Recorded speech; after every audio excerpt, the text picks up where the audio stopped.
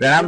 આપણી જોડે અત્યારે છે રાજેન્દ્રભાઈ કે અત્યારે એમણે આપણી જોડે શેર કર્યું એમણે 70 વર્ષ પહેલા આ રાજનગર પરીક્ષાની એક્ઝામ આપેલી છે કે જ્યારે કદાચ આપણો જન્મ બી નતો થયો અને એ વખતનો શું માહોલ હતો, એ વખતે કેવી રીતે એક્ઝામ લેવાતી હતી, શું હતું, આમના મોઢે આપણે સાંભળીએ.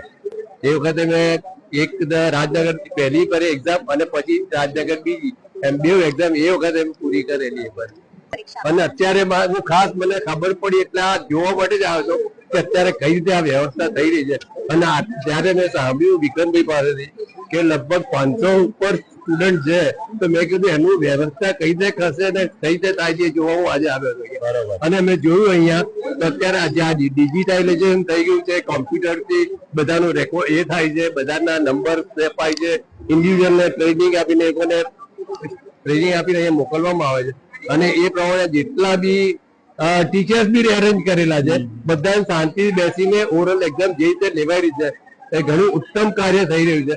અને તમને એ વખત કરતા અત્યારે સ્ટુડન્ટ્સ ઘણું એડવાન્સ થઈ ગયું છે. અને જે રાજનગર જે રીતે વ્યવસ્થા કરી રહી છે આખા અમદાવાદમાં, ઇવન ગુજરાત આખામાં, તો એ સરાહનીય છે. અને આ જે જાતનું આ તૈયારી છે અને જે રીતે આટલા સ્ટાફ ને બધાનું જે ડેડિકેશન છે ને એ ઘણું ઇમ્પોર્ટન્ટ છે અને એ બહુ ઉત્તમ છે. આનો તો જેટલા બી વખાણ કરીએ એ ઓછા છે.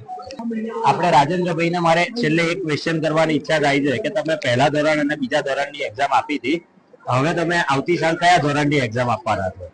આ માહોલ જોયા પછી મારું મને ઇન્સ્પાયર થયો છે અને હું ઇન્સ્પાયર થયો છું. હું હવે આગળ વધી અત્યારે રીતે ઉંમર લાયક બી આટલા બધા આમાં આવે છે એ જોઈને તો મને એટલો બધો આનંદ થાય છે કે વર્ણન કરી શકાય એવું. આવતી સાલ આપણે 100% આ જ જગ્યાએ ફરીથી મળીશું.